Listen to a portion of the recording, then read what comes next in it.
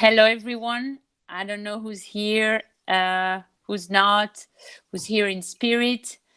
I'm very, very happy to be with you today. It seems that we've been making an amazing. We've had 2 amazing weeks since this text was drafted, and we wanted to take the opportunity to debrief about what happened in the last few days and what is going to happen tomorrow.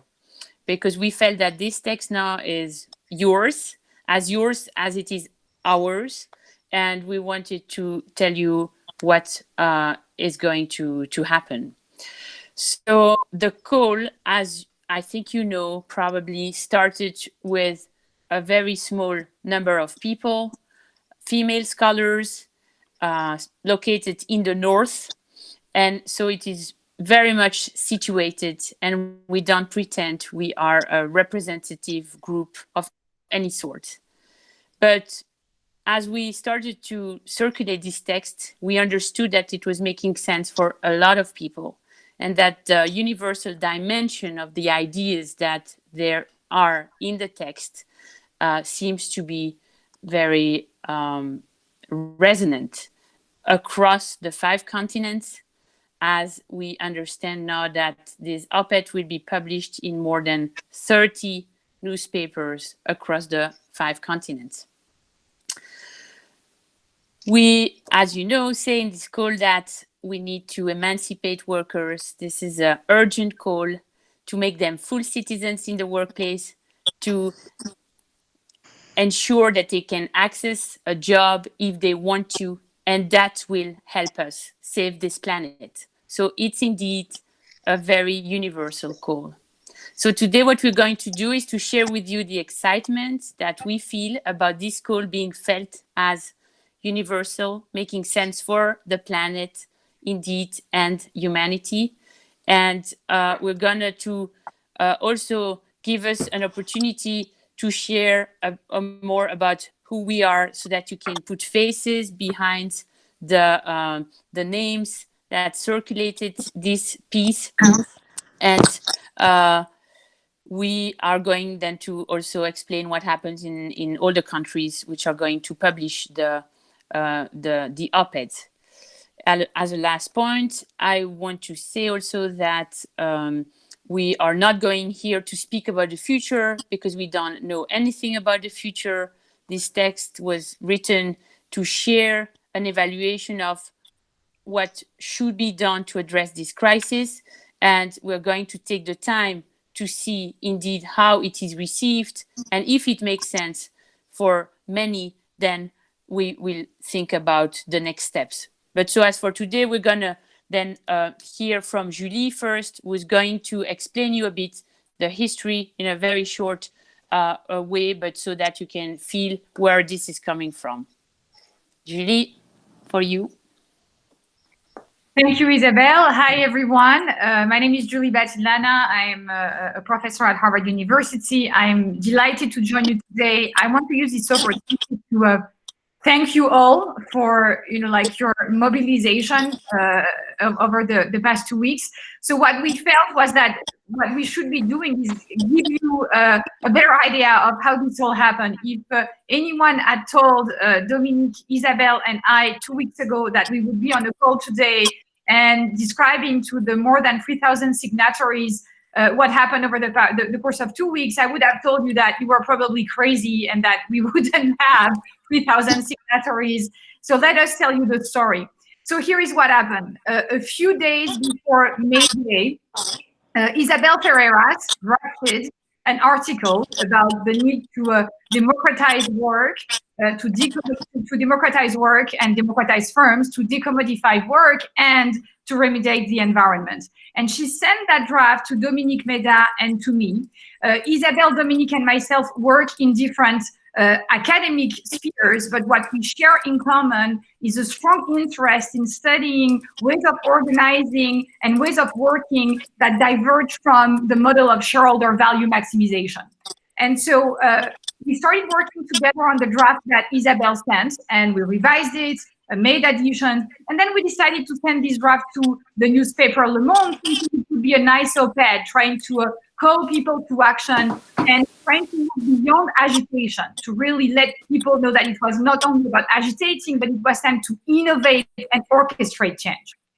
And so we sent that op-ed. It was very well received at Le Monde. The journalists we knew there told us the op-ed would be published. We thought it would be published for May Day, but to our surprise, it said he wanted to keep the op-ed and publish it only 15 days later for a special issue that deal with the world after the quarantine. And so he gave us 15 more days, and at that point, we figured it was a great opportunity to engage more academics in the conversation. And so that's what we decided to do. We turned to a core group of female academics whose work had inspired the text we had been writing. They were working, and they are working, across academic fields. And so these academics are Julia Cagé, Lisa Herzog, Sarah Lafuente Hernandez, Hélène Landmore, and Pavlina Cherneva. And you're going to hear from them shortly. And so we constituted a group of 8 female academics, and we started discussing and debating about the text. And then these 5 amazing female academics accepted our invitation to join us as co-signatories of this op-ed. And we started brainstorming together about next steps. And they pushed us to think about opening up to many more people and expanding the conversation across academic fields and to try and expand it across continents. And so here we are now, 2 weeks later, with all of you having more than 3,000 signatories and having launched, I hope, a debate across disciplines, and most importantly, also mobilizing academics across disciplines so that we can contribute to the rebuilding and to moving beyond agitation to say, yes, it's a crisis, but let's think about how we can innovate, what we've learned, what we can tell people, and how we can orchestrate all together to make sure that we don't reproduce what happened in 2008, right? What an amazing crisis, but the system has not really changed. It's time to change the system, and we're so happy to have a chance to debate that with all of you. So what I'd like to do now is to turn to Dominique, so that Dominique Meda, so that she can tell you more about why we care so much about this initiative now, and then you'll hear from all of the other members of the core group. Dominique. Bonjour tout le monde, je suis extrêmement heureuse de partager ce moment avec vous. Je voudrais d'abord remercier Isabelle qui a lancé ce mouvement avec une énergie incroyable et toute l'équipe qui a fait un travail absolument fabuleux pour nous permettre de réaliser ce que nous sommes en train de faire. Je voudrais souligner trois points. Premièrement, c'est une initiative qui est lancée, portée, soutenue par des femmes et c'est pas du tout anodin, c'est très important. Nous prenons la parole et nous souhaitons pouvoir organiser un vrai partage de la parole publique entre femmes et hommes à partir de maintenant de plus en plus.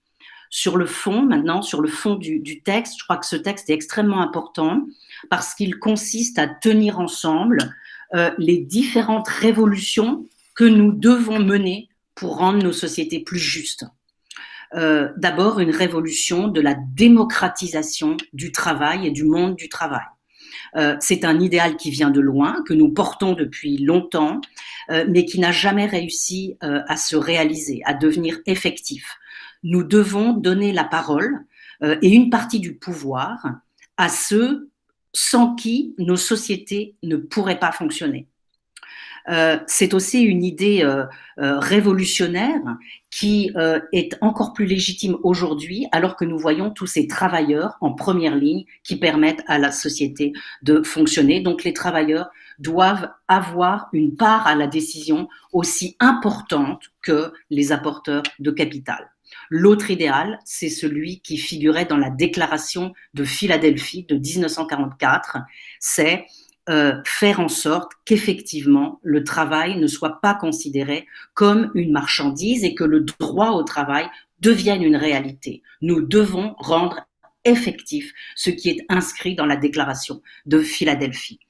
Par ailleurs, notre conviction, c'est que nous ferons d'autant mieux face à la crise écologique et climatique que les travailleurs partageront la responsabilité de la décision dans les entreprises. Nous ne disons pas que c'est automatique. Nous ne disions pas que parce que les travailleurs partageront le pouvoir avec les apporteurs de capitaux, alors nous résoudrons toute la crise écologique, mais nous pensons que ce sera mieux qu'à l'heure actuelle. Enfin, sur la forme, je veux vous dire que nous avons ouvert un chemin, nous dessinons un chemin, mais nous voulons continuer à le construire avec vous. La manière dont ce texte a été accueilli montre que nous sommes dans un moment essentiel et nous souhaitons continuer à construire et à éclairer ce chemin avec vous. Merci beaucoup d'être là aujourd'hui. Thank you, Dominique. For those of you who don't speak French, let me highlight the key points that Dominique made. She insisted on the fact that this initiative was led by female academics, and that we as female academics then open up to male academics, hoping to have a real conversation. But this is a key moment in which we do care about engaging female and male academics across the world, and obviously giving the weight that deserves to be given to all of the different voices that contribute to this conversation. And this is something that we care about when it comes to gender diversity. This is something that we care about when it comes to the geographical diversity. And this is something that we deeply care about when it comes to racial diversity. And that's what we are excited about when it comes to the list of signatories, this diversity. Dominique also insisted on the emphasis we're putting on trying to bring together different kinds of revolutions that we have to go through. What we have to do is rebalance power between workers, right, those who invest their labor, and financial investors. What we have to do is rebalance power so that we can also be better equipped to operate the revolution we need to operate to save our planet and save the environment. Right. And the last point that Dominique made, which is so critical to all of us who've been part of this initiative, is that, again, it's a collective endeavor. When it comes to implementing change, what we see in all the research is that it's about movements, it's about collective movements, and we're doing all of this together. So this initiative doesn't belong to anyone. It's our initiative for all of us signatories, and we look forward to continuing to think with you about next steps and what we should be doing, but we're determined to try and continue to work together to help solve the problems and help operate the different changes that we were just discussing. So let's turn now to the amazing women who are part of the core team and who've been working with us since the beginning on this initiative. So shall we turn to Lisa, maybe? Would you get started, Lisa? And then Lisa, I'll let you pick who you're going to introduce after you. So Lisa Herzog. Thank you, Lisa. Hi everyone. Ein paar Worte in Deutsch auch an die deutschen Unterstützerinnen und Unterstützer. Ganz herzlichen Dank, dass ihr und Sie alle dabei sind. Und jetzt schalte ich dann doch wieder auf Englisch, damit uns alle verstehen. So I'll switch to English because the German speakers will understand English. So I was very happy and honored when Isabel asked me to join this initiative. It's very much in line with my own interests, especially in workplace democracy, but I also fully support the other claims and demands in the call.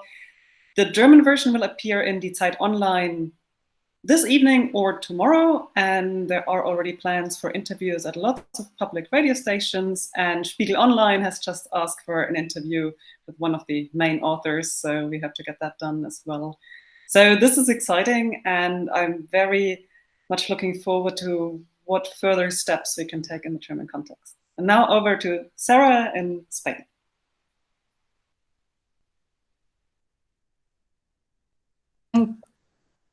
Hello.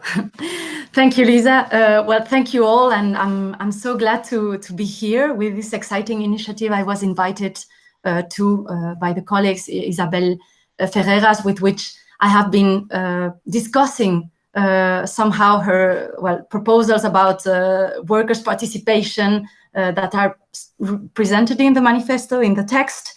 And I'm a researcher at the European Trade Union Institute. This is an independent research institute, but that works very closely with European trade unions. So this is the way how I started getting linked into this subject is industrial relations and workers' participation, and particularly co-determination rights. So democracy at work, how to link workers and involve them better, but really into decisions and what companies do and so far. and so on. So with colleagues from the European Trade Union Institute, we also worked a lot in thinking of arguments that could be shared as well beyond trade unions to support a campaign for democracy at work that would reach largely. So I was really excited to be invited to this academic initiative as well. And I'm really looking forward to build bridges and see how this can continue also to work with citizens and trade unions, other actors as well. My nationality is Spanish, so I kind of linked with the Spanish context and the text, and also some will be published tomorrow in El Diario and Público. So these are two online newspapers that reach nationally, rather left-wing, but also they have a lot of impact since now we have a coalition of the left in the government in Spain, and I think they're really looking forward. The Spanish debate at least is really looking forward this sort of ideas to change things for this coming crisis, to do things in a different manner. So thank you very much. I'll leave perhaps the floor to Hélène. Hélène. Sure, thank you very much. I'm Hélène Landemore. I'm French too, although I live in the US and I teach at Yale University, where I'm in the political science department as a political theorist. I'm extremely happy to be part of this group. I want to thank Isabelle in particular, because she's the person who, as early as 2001, sort of woke me up to these questions of democracy in the workplace, and I think it's been an incredibly fruitful and enlightening conversations ever since. We actually worked together on a paper at some point, so I just got to get sucked in this theme of democracy in the workplace ever more. My initial work was more, I would say, traditionally political in the narrow sense. I wrote a book called Democratic Reason on democracy as a tool for tapping collective intelligence. And I didn't think at the time that this could be an argument that could apply to the workplace, but now I'm completely convinced it's an obvious application of the argument. And I just completed a book called Open Democracy, where I try to encourage us to think beyond the threadbare, dated paradigms of democracy that we have inherited from the 18th century. And I think that part of reinventing democracy in the workplace is also thinking beyond elections, beyond the sort of classical tropes that are in need of reinvention. So I'll leave it at that. I'm really excited. I think I'm amazed by the echo this op-ed has had. I can't wait for the next phase when this turns into an actual call to action and real change. Thank you very much. And I think I will turn it to Julia. Is that the next person? Or? As far as I can tell, Julia isn't here, but Pavlina is here. Oh, Pavlina. Hi, everyone. It's a real pleasure to be a part of this team, and thank you to Isabelle for bringing me along. For some time, we've been in conversation about the intersection between our work. I work on the job guarantee and on how to secure the right to dignified work to all, irrespective of their economic circumstances, irrespective of the economic situation. And so, the question that arose was, how do we democratize work if the scourge of unemployment is looming over us? And so by training, I'm a macroeconomist, and initially I was interested in how we can use employment programs for macroeconomic stabilization. But the more I worked on this project, the more I understood the true sort of democratizing potential of providing employment that served the public good, the public purpose. And so the proposal, at least in the US context, has gotten some attention, especially in the latest political cycle. A number of presidential candidates had endorsed a job guarantee. And now I'm interested very much in that conversation of how do we organize programs that are using this bottom-up participatory design. And so I was just absolutely delighted to be connected with all the women on this core team and just learn from their work to carry it forward. The job guarantee has always been a green proposal, and it fits very perfectly in this other existential crisis that we face, the climate crisis. And so these are two connected crises: the crisis of working people and the crisis of the environment. And so I'm interested in developing these ideas of how we essentially put in place projects that protect the planet and empower people. Thank you.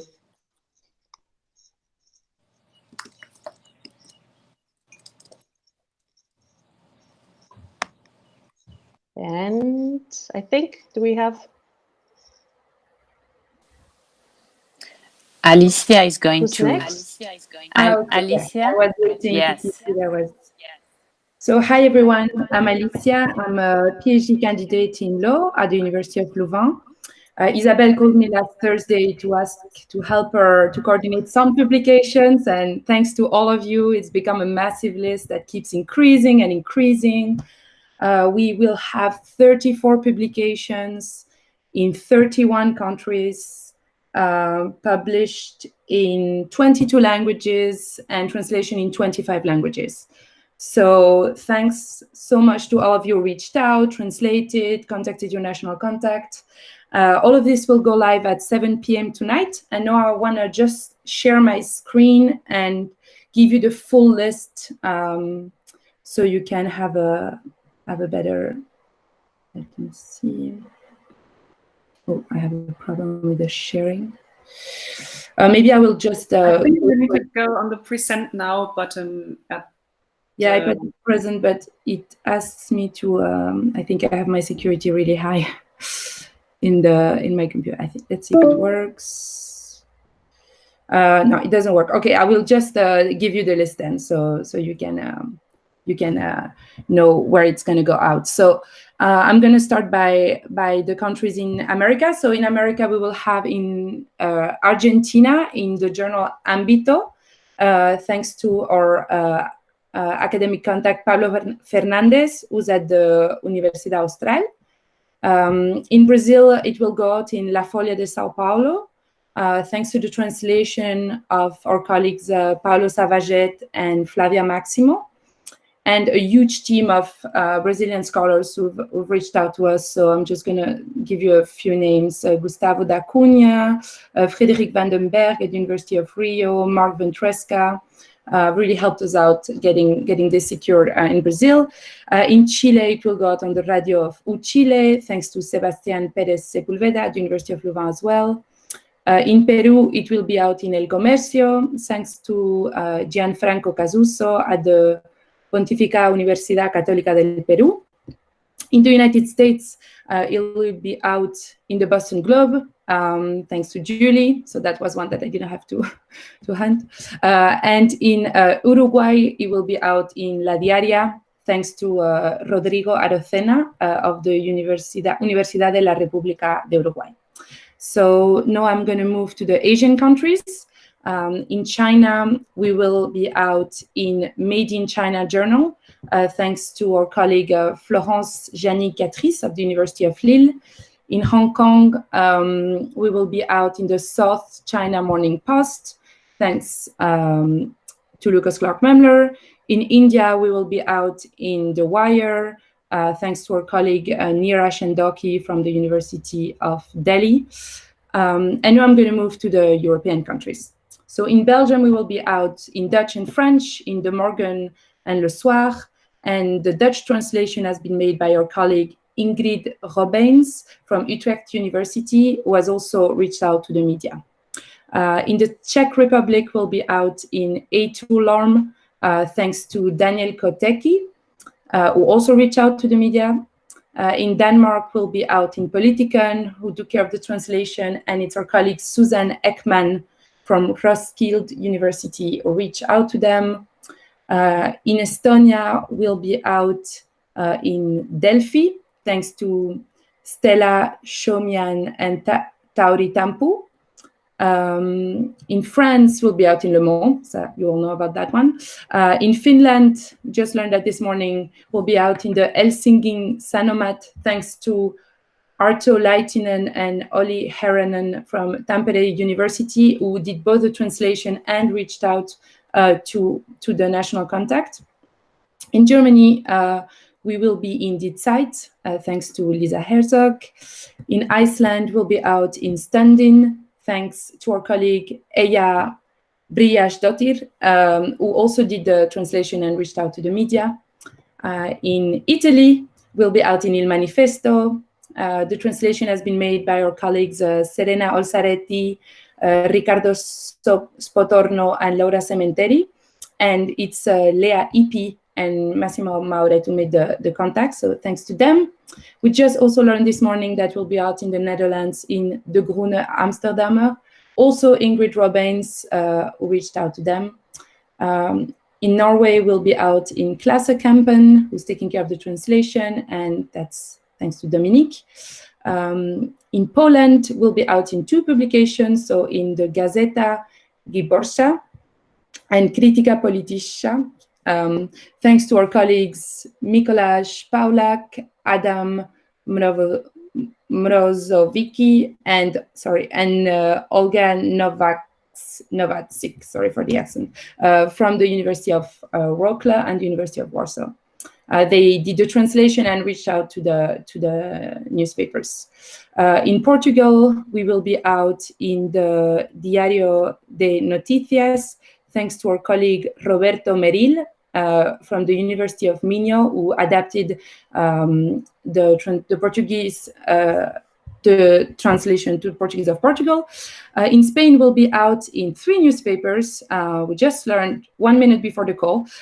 So Público and El Diario, but also La Vanguardia.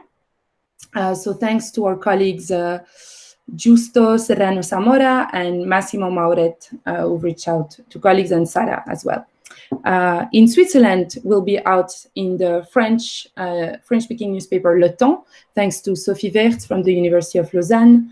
In Turkey, we'll be out in Cumhuriyet, thanks to our colleagues Halil Sabanci and Imge Sabanci, who've done the translation to Turkish and have reached out to the media, so thanks a lot to them. And finally, for Europe, and we learned that very recently, in the United Kingdom, we'll be out in The Guardian. And here I have to thank a whole team. So Lea Ipi from the LSE, Tim Jackson, and Jean-Pascal Van Ypersdale have reached out to The Guardian. So now I move on to the MENA region, where we have learned that it will be published in Israel, in Davor, thanks to our colleague Guy Mondlak of Tel Aviv University. In Morocco, it will be published in Media 24, thanks to Scott Vialet-Evenin. In Tunisia, it will be published both in Arabic and in French, thanks to the Arabic translation of our colleague Sari Mahdi from the University of Montreal, and the contacts and of Fadel Kaboub of Dancian University.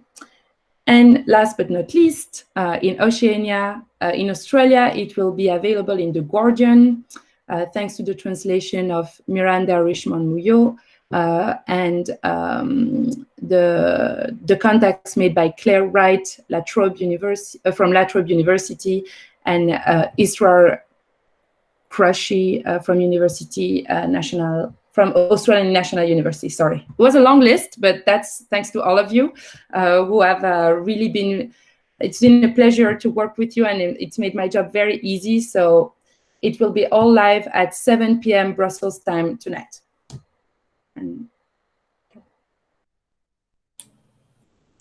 Hello, everyone. My name is Mujia, and I work with Professor Julie Bottolana at the Social Innovation and Change Initiative at Harvard Kennedy School. Thank you so much for being with us today. It's great to see so much energy and excitement before the manifesto is even published. We currently have over 3,000 signatories.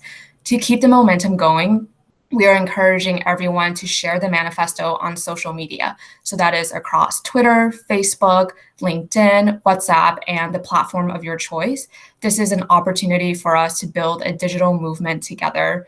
We want this manifesto to spark conversations and, most importantly, action, Because the article will be published at different time zones and across the world, we're asking everyone to use the hashtag democratizing work. Once again, that is hashtag democratizing work. Please also tag or tweet the scholars responsible for leading this movement. Using the hashtag is integral because it will unify our efforts across these platforms and will also help users locate this conversation across the different platforms as well. And if you're looking for more information about this topic, you can also visit the website www.democratizingwork.org. So once again, the social media strategy is to build this online collective action using the hashtag democratizing work. And I will pass it back to Isabel. Thank you so much, Moo. Thank you. That was very clear. And indeed, we hope you are all going to use that same hashtag, because we've been told, I'm not a very geek person. Actually, I just started today my Twitter account. But we've been told it's very important to use the same hashtag. So thank you so much. That was very clear. We also propose that you retweet a same tweet if you can. Connect to obviously all the scholars that you are seeing talking today, but also if tomorrow you could retweet text from Julia Cagé if you're speaking French, or from Danny Roderick if you're speaking English, so that as we retweet the same tweet, also apparently it increases the availability of our message. And as Hélène said, it's so important that we put the issue on the public debate, and this is all that we're expecting now, that indeed with this massive effort of what turned into a massive effort in just a few days, we're going to be able to put that conversation at the center of our national and international discussions.